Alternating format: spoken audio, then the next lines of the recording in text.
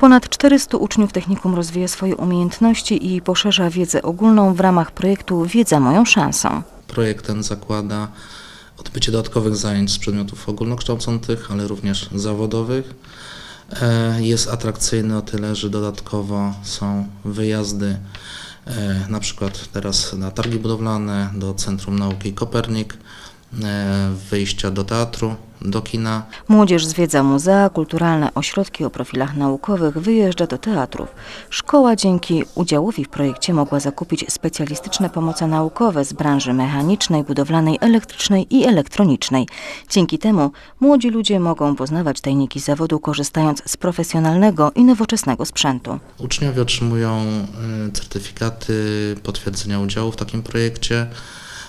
Są to zajęcia bardzo atrakcyjne, też nie narzekamy na problem z rekrutacją, mimo tego, że projekt zakłada kilkusetosobową grupę uczniów, no to mamy pełne obłożenie, także ciekawe zajęcia dające szereg możliwości poznawczych dla uczniów. Projekt realizowany będzie do czerwca tego roku.